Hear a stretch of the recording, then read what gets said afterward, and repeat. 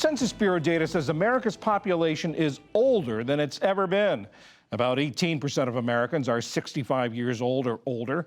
In 30 years, it's projected they'll represent 28% of the population.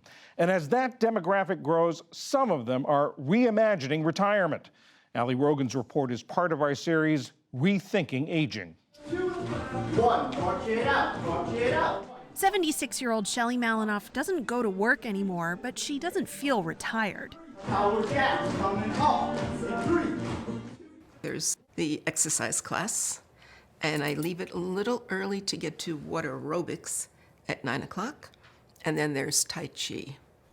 And then I'm taking 3 classes on campus. So I do need to have time to do my homework. The hardest thing is not to do too much. You have a busier schedule than most Probably. millennials I know. Yeah, which is great. Shelly lives at Mirabella, a luxury apartment complex for older adults right on Arizona State University's campus in Tempe. She has access to ASU classes and facilities, and most important to her, access to the community. No, Thursday's a busy day for you. Charity Morrison is a graduate student here studying music, and she's part of Shelly's regular social group.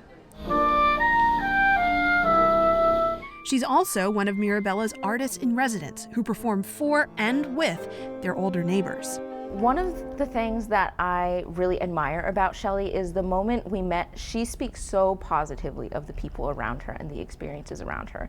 That's a characteristic that I really would love to emulate. You meet people that you had never, ever met before. I mean, how Charity comes to dinner, we're gonna be cooking. Where would I have met someone like Charity?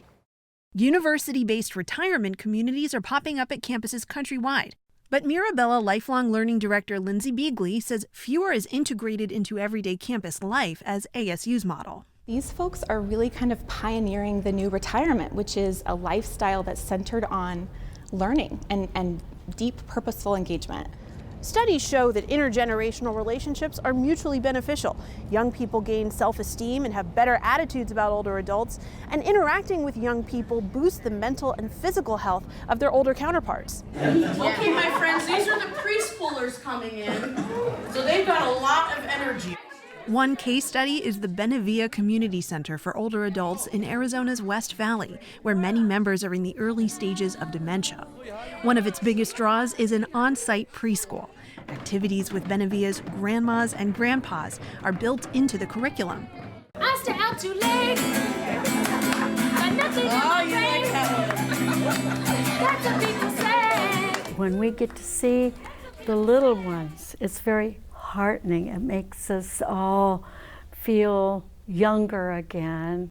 Benevilla member Colleen Peterson has family nearby, but loves interacting with the younger generations here. I had one little boy, and he was just sobbing, and I just kind of patted him, and then pretty soon he just slid right off my lap, went with the other kids and started playing.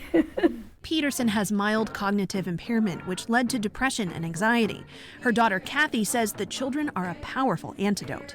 I think the best treatment is, socializing, and working with those kids is so cheerful, and I think that has really helped. An added bonus, the kids benefit from these intergenerational interactions too. Alina Smallman's 3-year-old daughter Luna attends Benevilla's preschool. She's had so much fun in a couple of the different activities that they do that she'll just tell me about it for days, or she'll ask me when she gets to go and see them again. Do you like being with the grandmas and grandpas? Do you have favorite grandmas and grandpas? Luna didn't want to hurt anyone's feelings, so she didn't name names.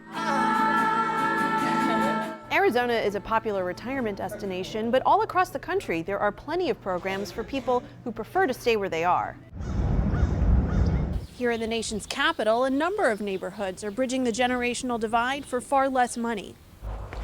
77-year-old Fred O'Regan first moved to Washington, D.C.'s Mount Pleasant neighborhood 40 years ago. We have 3 children. They grew up on this street.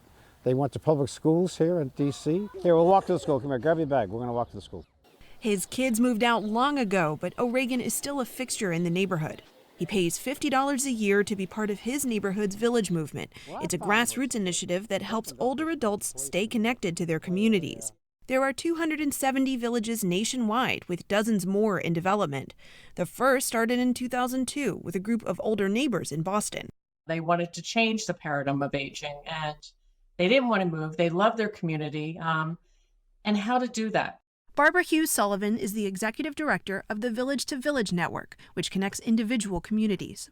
They looked at the resources that were available to them. What are the things as they're aging they are going to need, such as, possibility of transportation, most certainly social programs and more interaction, but also the capacity to volunteer. Watch out for this guy here. Hold on. Get these kids out of the way.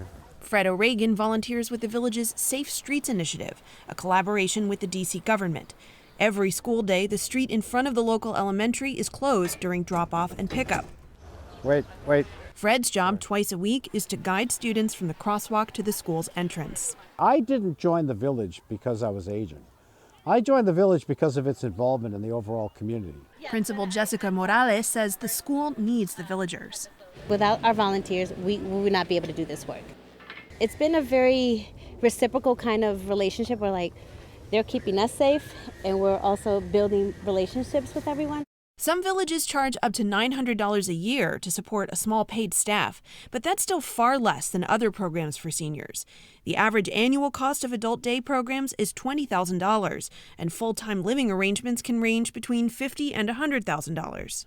We have a very large population of middle-class folks in this country, and they are not poor enough to receive state, local governmental support services, but they're not wealthy enough to pay for those services either. Villages appeal to all spectrums, all economic and socioeconomic communities, because it's there for everyone. There are younger members of the village, which is great, and there are older members, and together that's the melding that really takes place, and that's the sort of dynamism. So, and it's good for younger kids to interact with older people. To see that, these aren't just stuffy old people waiting for their wheelchair. There's an integration process to this as well, so it's meaningful to me. Back in Arizona, Shelly Malinoff often winds down her day in the kitchen. She was solo when we visited, but she often entertains.